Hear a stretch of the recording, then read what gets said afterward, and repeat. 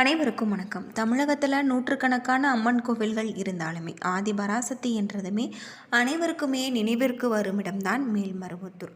மேல்மருவத்தூர் அம்மன் பற்றிய பல சுவாரஸ்யமான தகவலை பற்றி தெரிஞ்சுக்க போகிறோம். வீடியோ ரொம்பவே பயனுள்ளதாக இருக்கும். அதனால் வீடியோவை கடைசி வரைக்கும் ஸ்கிப் பண்ணாமல் பாருங்கள். இது வரைக்கும் நம்ம சேனலை நீங்கள் இன்னும் சப்ஸ்கிரைப் பண்ணலைன்னா மறக்காமல் சப்ஸ்கிரைப் பண்ணிவிடுங்க. வாங்க வீடியோக்குள்ளே போகலாம். மேல்மருவத்தூர் கோவில் பல்வேறு சிறப்புகளை கொண்டிருக்கக்கூடியதாக உலகின் பல நாடுகளில் இருந்துமே லட்சக்கணக்கான பக்தர்கள் மேல்மருவத்தூர் ஆதிபராசக்தி சித்தர் பீடத்திற்கு வந்து வழிபட்ட வண்ணம் இருக்காங்க. தன்னை வணங்கும் பக்தர்களுடைய வாழ்க்கையில் ஆதிபராசக்தி பல அற்புதங்களை நிகழ்த்துவதாக சொல்லப்படுது. ஆதிபராசக்தி கோவிலில் சாமானிய மனிதர்கள் அதிக அளவில் வந்து வழிபட்டு செல்வது வழக்கம். இங்கு யார் வேண்டுமானாலும் அம்மனுக்கு பூஜை, அபிஷேகங்கள் உள்ளிட்டவை செய்து வழிபடலாம் என்பதாலுமே சபரிமலை போன்று இந்த கோவிலில் மாலை அணிந்து இருமுடி கட்டி வந்து வழிபடுவது முக்கிய வழிபாட்டு முறையாக இருக்குது அப்படின்னு சொல்லப்படுது. தமிழகத்தில் இருக்கக்கூடிய மிகவும் புகழ்பெற்ற அம்மன் கோவில்களில் ஒன்று ஆதிபராசக்தி சித்தர் பீடம். செங்கல்பட்டு மாவட்டம் மேல்மருவத்தூரில் இந்த கோவில் அமைஞ்சிருக்கு. தமிழகத்தில் அதிகமான பக்தர்கள் தினமுமே வந்து செல்லும் கோவிலாக மேல்மருவத்தூர் ஆதிபராசக்தி கோவில் அமைஞ்சிருக்கு. இந்த கோவில் உருவான வரலாறு மிக அதிசயமான ஒரு நிகழ்வு அப்படின்னு சொல்லலாம். தற்போது ஆதிபராசக்தி கோவில் அமைந்திருக்கக்கூடிய இடத்துல 1960களில் ஒரே ஒரு வேப்ப மரம் மட்டும் இருந்தது. இந்த மரம் மற்ற சாதாரண வேப்ப மரங்களை போல கசப்பு தன்மை கொண்டதாக இல்லாமல் அதனுடைய காய்கள் இனிப்பு சுவையுடன் இருந்தது.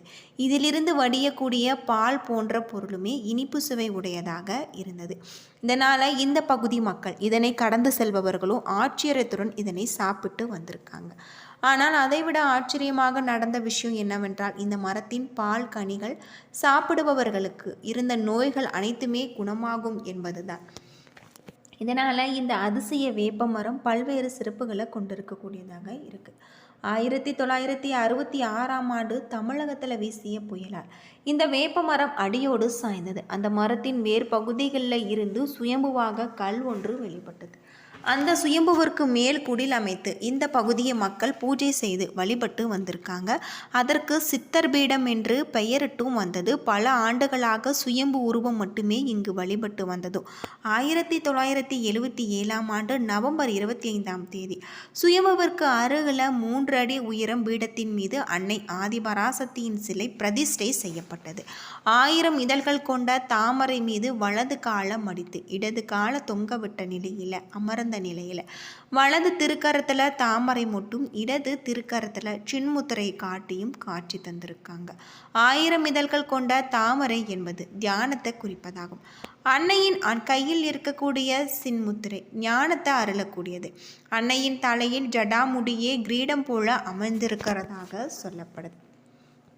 அது மட்டும் இல்லாமல் ஒரே தாய் ஒரே மனித குலம் என்பது ஆதிபராசக்தி சித்தர் பீடத்தின் அடிப்படை கொள்கை. அதாவது மனிதர்கள் அனைவருமே சமம். இவர்களுக்குள் தாயாக இருக்கக்கூடியவர் அன்னை ஆதிபராசக்தி மட்டுமே என்பதன் அர்த்தம். கருவறைக்குள் சென்று அன்னைக்கு பூஜை உள்ளிட்ட வழிபாடுகளை பெண்கள் செய்யலாம் என்ற முறையை பங்காரு அடிகளார் ஏற்படுத்தியிருக்காரு. அன்னை ஆதிபராசக்தி அடிகளாரின் உருவில் பலருக்குமே அருள்வாக்கு கூறி வந்திருக்காங்க. பக்தர்கள் நேரடியாக அன்னையிடம் பேச முடியும் என்பதே சித்தர் பீடத்தின் சிறப்பாக கருதப்படுது. பல அற்புதங்களும் அதிசயங்களும் இந்த ஆலயத்தில் நடந்திருக்கு. இதனால் பக்தர்கள் பங்காரு அடிகளார அம்மா என்று அழைக்க துவங்கியிருக்காங்க. ஆதிபராசக்தி சித்தர் பீடத்தின் நுழைவாயில ஓம் சக்தி என்ற மந்திரமும் திரிசூலமும் அமைக்கப்பட்டிருக்கு. இங்கு வரக்கூடிய பக்தர்கள் இந்த திரிசூலத்தை 3 முறை வலம் வந்த பிறகு உள்ளே சென்று அம்மனை தரிசிக்கிறாங்க. மற்ற கோவிலில் இருப்பது போன்று இந்த கோவிலில் நவகிரகங்கள் கிடையாது. இங்கு அன்னையே அனைத்து சக்திகளின் ஆதாரமாக விளங்குவதால் நவகிரகங்கள் அனைத்துமே அன்னையை சுற்றி இருப்பதாக கருதப்படுவதால் நவகிரகங்களை தனியாக வணங்க வேண்டிய அவசியம் கிடையாது. இந்த கோவிலில் இருக்கக்கூடிய புற்று மண்டபம் மிகவும் சிறப்புக்குரியது. இங்கு இருக்கக்கூடிய புற்றில் அம்மன் பாம்பு வடிவள வசிப்பதாக நம்பிக்கை. இந்த மண்டபத்தில் இரவு நேரங்களில் தங்கவருக்கு பாம்பின் உருவில் இன்று வரை அன்னை பராசக்தி காட்சி கொடுத்து வரும் அதிசயம் நிகழ்ந்து வருது. புற்று மண்டபத்துக்கு வலதுபுறம் சப்த கன்னியர் கோவில் இருக்குது. இதற்கு கூரை கிடையாது. 1974ஆம் ஆண்டு சப்த கன்னி சன்னதி அமைக்கப்பட்டது. சப்த கன்னிகள் ஆதிபராசக்தியின் பரிவார தேவதைகளாக கருதப்படுவதால் இவர்களுக்குள் மேல்மருவத்தூர் கோவில் வழிபாட்டில் முக்கிய இடம் உண்டு. மேல்மருவத்தூரில் பங்கார அடிகளார் உருவுள்ள ஆதிபராசக்தியை சாமானிய மனிதர்களுடன் பேசுவது 21 சித்தர்களின் ஜீவ சமாதி ஒன்றிணைந்த இடமாக மேல்மருவத்தூர் கருதப்படுது. பெண்கள் அன்னையின் கருவறைக்கு சென்று பூஜை, அபிஷேகம், அலங்காரம் உள்ளிட்டவை செய்யலாம். இந்த கோவிலில் நாகபீடத்தில் எலுமிச்சை விளக்கு ஏற்றி வழிபட்டால் குடும்ப பலன் மேம்படக்கூடியதாகவும் அனைத்து பாவங்களில் இருந்துமே விடுபடக்கூடியதாக இருக்குது.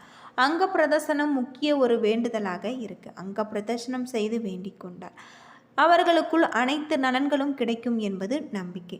நவராத்திரி, ஆடிப்பூரம் நாட்களில் அங்க பிரதர்சனம் செய்வது பாப விமோசனம் பெறுவதற்கு சிறந்த ஒரு வழிபாடாக கருதப்படுது. ஆடிப்பூர நாட்களில் பக்தர்களே தங்களுடைய கையால் சுயம்புக்கு பால் ஊற்றி அபிஷேகம் செய்யலாம்.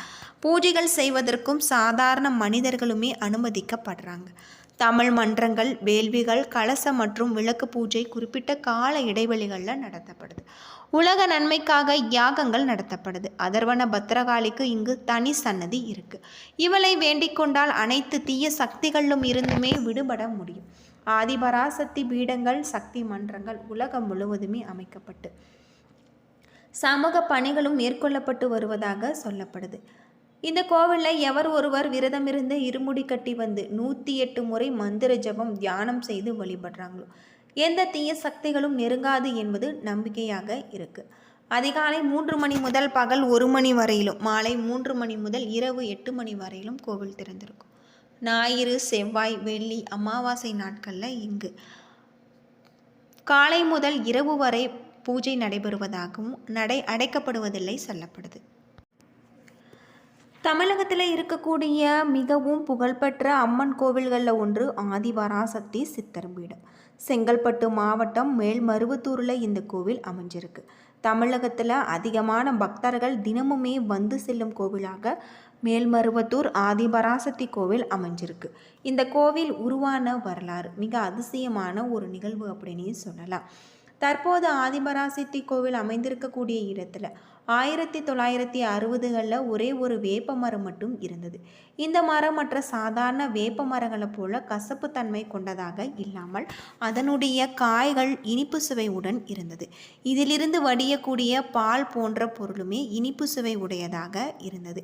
இதனால் இந்த பகுதி மக்கள் இதனை கடந்து செல்பவர்களும் ஆச்சரியத்துடன் இதனை சாப்பிட்டு வந்திருக்காங்க.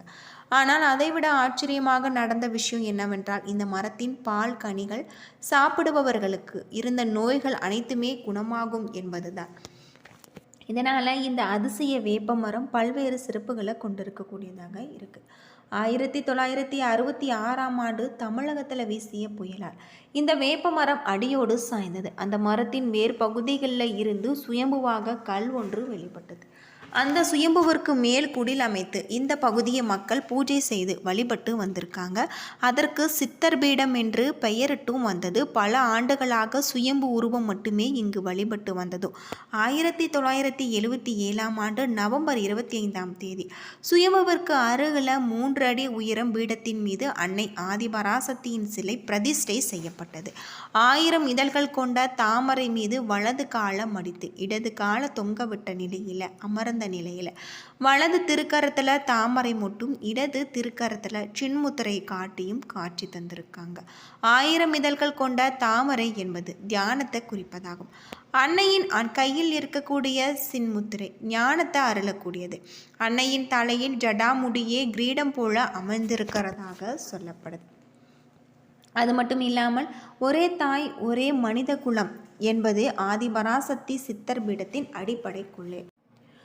என்ன நண்பர்களே, இந்த வீடியோ உங்களுக்கு பயனுள்ள தகவலை தந்திருக்கும்னு நினைக்கிறேன். வீடியோ பிடிச்சிருந்தால் லைக் பண்ணுங்கள், ஷேர் பண்ணுங்கள், கமெண்ட் பண்ணுங்கள். நன்றி நண்பர்களே.